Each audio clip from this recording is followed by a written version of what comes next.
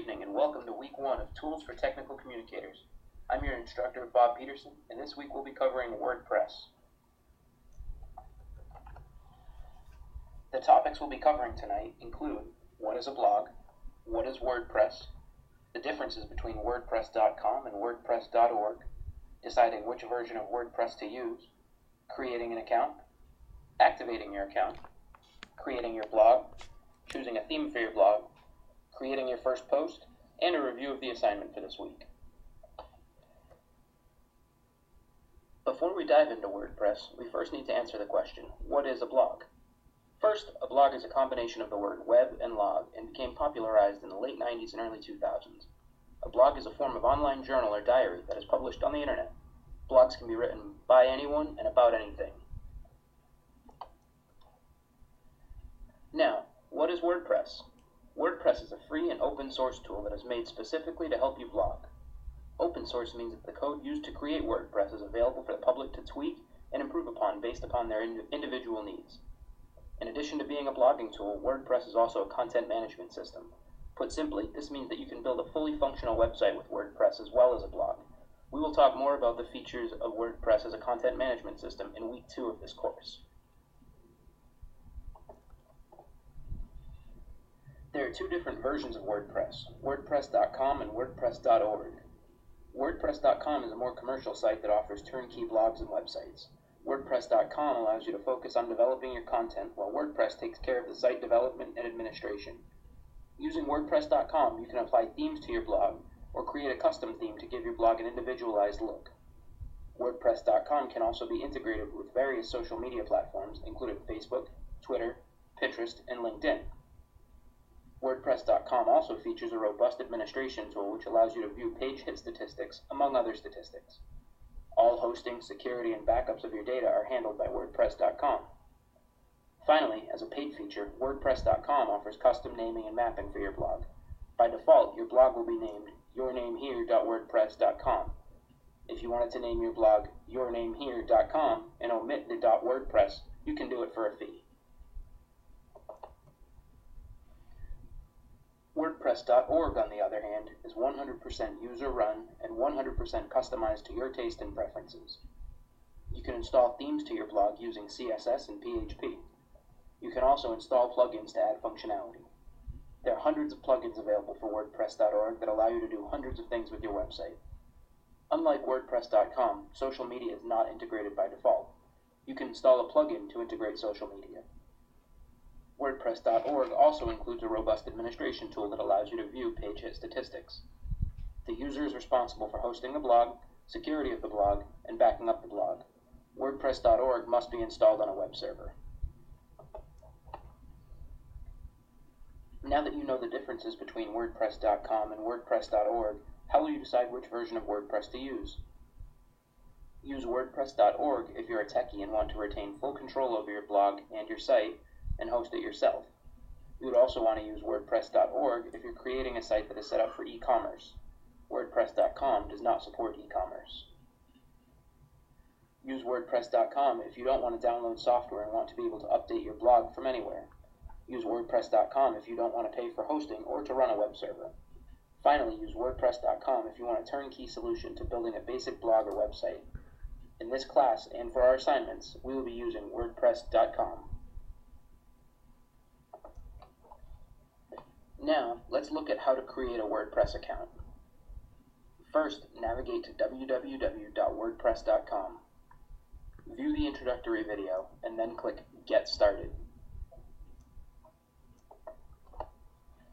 To begin, we will create a WordPress.com account. After clicking Get Started, fill out the form on the next page. Here you will enter your email address, username, password, and blog address. Your blog address can be anything you want it to be. Note that your URL will read yourblogaddress.wordpress.com, so it would be wise to make your title resemble what you want to write about. To the right of the blog address field, there is a drop-down menu of options. For this class, we will be using the pre-populated .wordpress.com free option. Scrolling down on the same page, you will see an upgrade box. WordPress.com will offer you additional products and upgrades for purchase. If you want custom mapping to your blog's URL, additional storage space, and an ad-free experience, here's where you can purchase those features.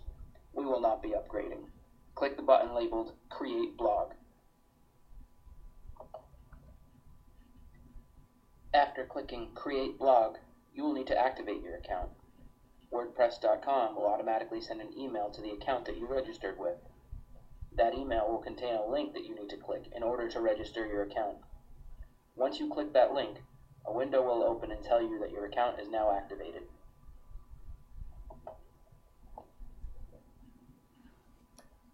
Now that we have established your WordPress.com account, we will now work on creating your blog.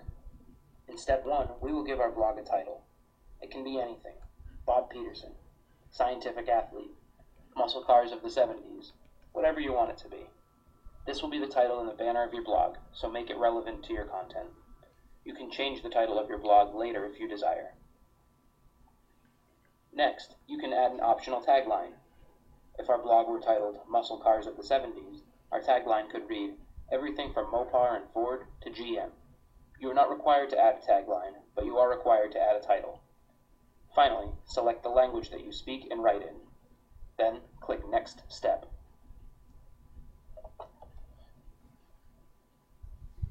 Next, you can choose a theme for your blog. There are literally hundreds of themes available on WordPress.com. Take a few minutes to get acquainted with them. Some perform and behave differently than others. Some are more photocentric, while others lend themselves to more text. There's not one theme that is better than another one per se, just themes that will fit what you're trying to accomplish with your blog. Some themes cost money, but many are free. You should be able to find a free theme that meets your blogging needs pretty easily. For the purpose of this demonstration, we will select the 2012 theme.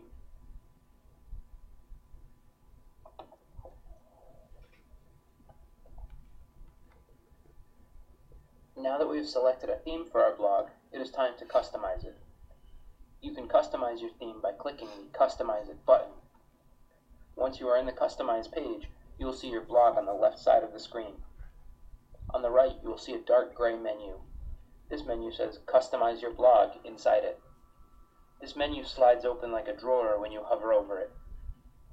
The Customize Theme feature allows you to change the colors displayed in your blog. You can also add or edit background images.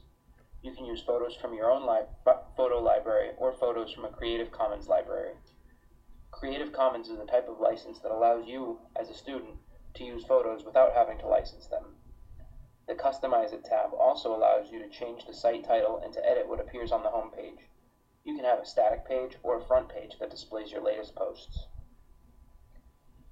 The Select a Color menu allows you to change your header text color as well as your background color. Each can be set differently. Your header text is the text that contains the title of your blog.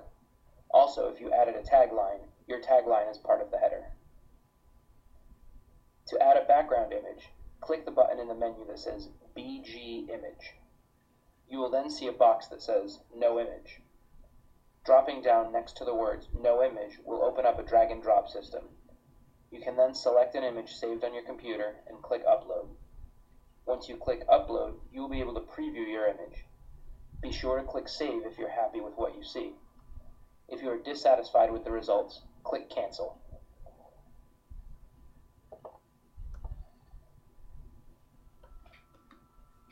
Now that you've customized your theme, it is time to create your first post. WordPress.com features a great tool that walks you through creating your first post. Step 4 opens up a menu that allows you to create a first post that is text-based, photo-based, video-based, quote-based, or link-based. Choose the button that is most appropriate for the type of post you want to create. Note that you can add photos to a text-based blog post using WordPress.com. For the purposes of this demonstration, I have clicked Text.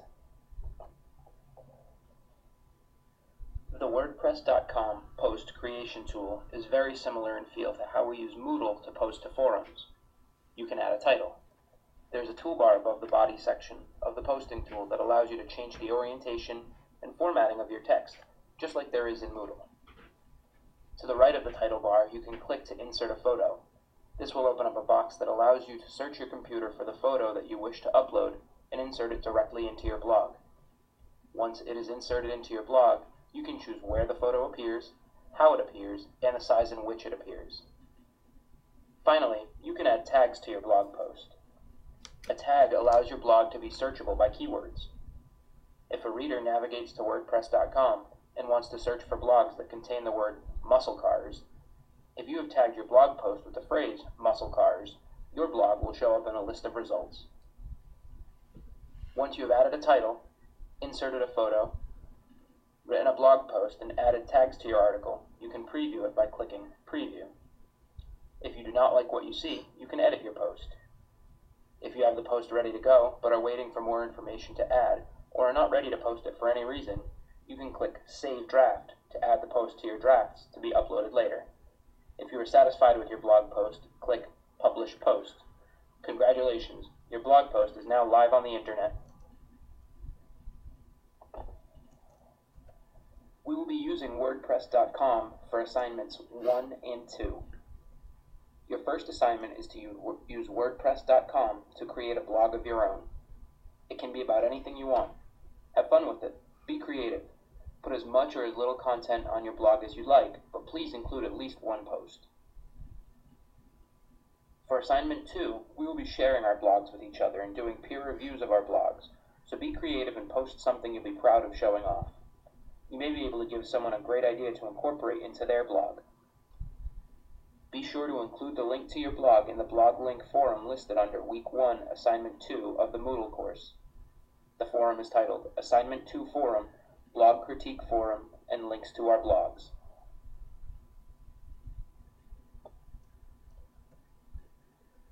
Thank you for attending the Week 1 lecture. If you have any questions, please contact me or post on the forum.